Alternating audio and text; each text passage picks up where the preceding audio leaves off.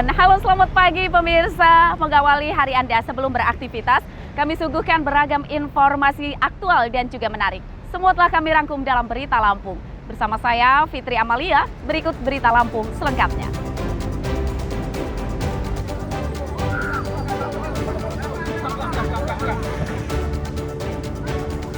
Jadi apa lantas di mana?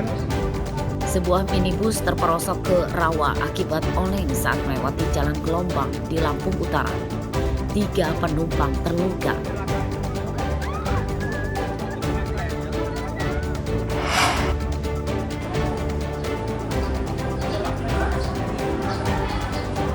Siswa penerima makanan bergizi gratis mengeluhkan isi menu makanan berkurang, tidak ada buah-buahan.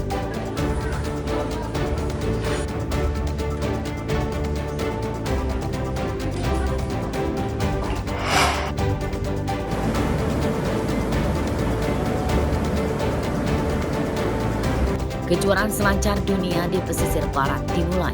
Ratusan peserta dari belasan negara adu keahlian menaklukkan ombak tinggi.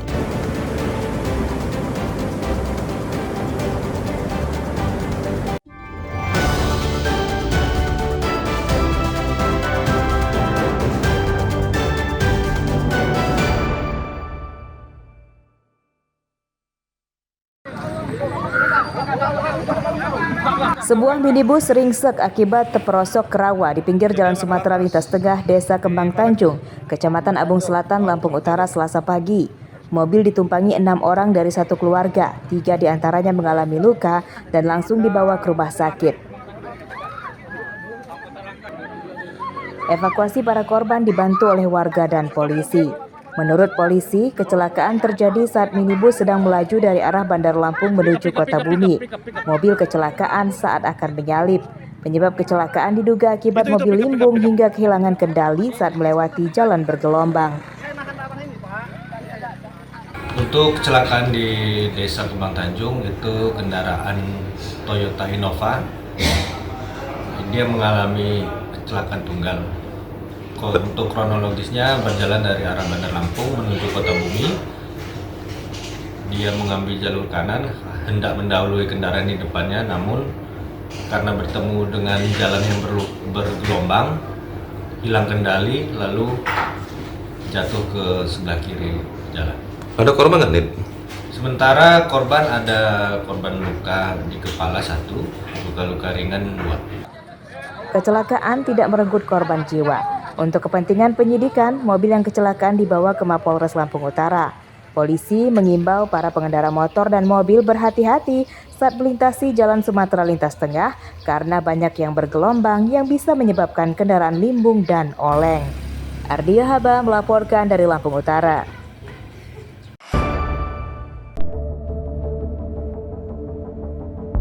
Kawanan pencuri yang menyatroni rumah salah satu warga Kelurahan Langkapura, Kecamatan Kemiling, Bandar Lampung, terpantau mengendarai motor sport saat beraksi Senin dini hari. Satu pelaku menunggu di motornya di luar, dan satu lagi masuk ke rumah korban. Pelaku berhasil masuk ke rumah korban, menggasak 2 ponsel dan 1 motor. Motor putih ini ya? Motor yang putih ini ya? Iya. Beberapa jam perburuan para pelaku oleh polisi membuahkan hasil. Satu tersangka yang ditangkap bernama Zainal, umur 32 tahun. Dari hasil pemeriksaan, pencurian itu dilakukan oleh 4 orang. 1 diantaranya adalah adik kandung tersangka Zainal. Mereka merupakan warga Langkapura yang juga masih tetangga korban.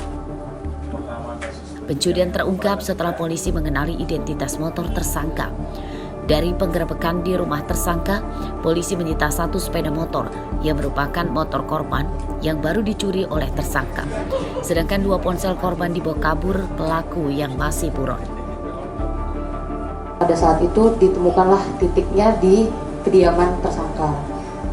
Kemudian pada saat kita melakukan penyisiran dan penelusuran, memang betul dilihat ada ditemukan BB ini dan juga pelaku. Sisanya yang lain ternyata setelah kita tanya-tanya dan melakukan pemeriksaan kabur ke arah Padang Ratu, Lampung Tengah. Kalau untuk peran dari tersangka ini di TKP yang saat ini tuh mengawasi dan membantu untuk membawa motor.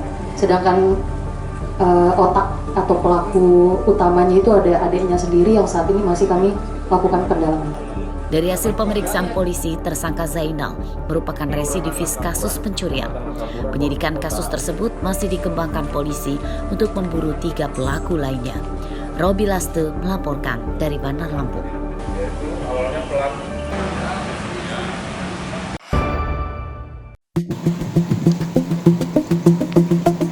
Pengusutan kematian mahasiswa Universitas Lampung atau UNILA Muhammad Pratama Wijaya Kusuma yang diduga akibat mendapat kekerasan fisik saat mengikuti pendidikan dasar terus dilakukan oleh tim penyidik Polda Lampung. Selasa siang, 8 dari 11 panitia kegiatan pendidikan dasar Organisasi Mahasiswa Ekonomi Pecinta Lingkungan atau MAHAPEL UNILA memenuhi panggilan polisi untuk diperiksa sebagai saksi. 3 panitia tidak hadir ke Polda karena sedang sakit. Menurut kuasa hukum MAHAPEL UNILA, pemeriksaan itu terkait memberikan klarifikasi atas laporan orang tua korban Muhammad Pratama. Para saksi membawa beberapa dokumen terkait legalitas organisasi MAHAPEL serta beberapa foto dokumentasi kegiatan pendidikan dasar. Ya, hari ini kami menjadi terklarifikasi atas laporan dari saudara ibunda almarhum. Kan ada 8 orang yang dipanggil, ada 11 orang, 3 orang belum bisa hadir, 8 orang hadir hari ini. Gitu. Ada dari permintaannya apa yang mau disampaikan terkait dengan pemeriksaan ini? Ya, yang pasti itikat kami baik, ya kan. Kami ingin menerangkan perkara yang sudah beredar, artinya kami membawa data, dokumen yang memang akan kami keluarkan juga hari ini, dan ini permintaan dari pemanggilan hari ini juga. Dokumen apa itu Bang? Ya, seperti dokumen perjalanan, dokumen izin dan lain-lain, dan juga ada buku besar MAHAPEL, sejarah MAHAPEL, dan ada rekam medik dari saudara Paris. Ya. Sementara itu, polisi menyatakan kini sudah 14 saksi yang diperiksa terkait pengusutan kematian Muhammad Pratama. Mereka diantaranya adalah pelapor, peserta, dan panitia pendidikan dasar. Polisi juga akan memeriksa dokter yang menangani korban sebelum meninggal dunia.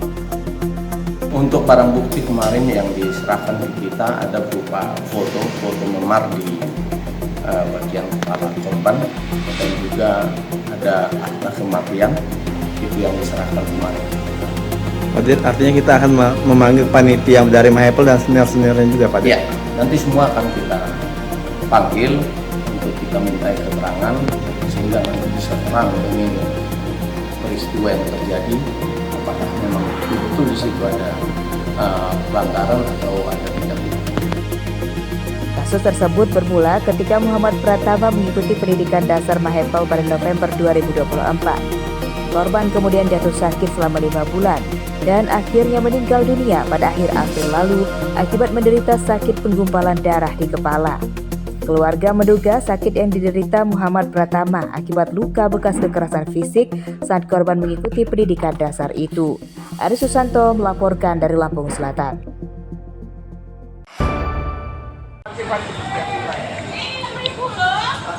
Terpidana kasus korupsi proyek perusahaan daerah air minum atau PDAMY Rilau bernama Daniel Sanjaya akan melakukan banding atas vonis yang dijatuhkan majelis hakim. Terpidana dijatuhi vonis 12 tahun penjara serta membayar denda 17 miliar rupiah subsidi 8 tahun penjara. Jika tidak bisa membayar denda tersebut dalam waktu 1 bulan, maka hukuman terpidana totalnya jadi 20 tahun penjara. Sidang putusan terpidana Daniel tersebut digelar pada 4 Juni lalu di Pengadilan Negeri Bandar Lampung. Saat itu, terpidana dan kuasa hukumnya menyatakan pikir-pikir atas vonis yang dijatuhkan majelis hakim. Namun setelah sepekan dipelajari, terpidana akhirnya berubah dan menyatakan akan banding.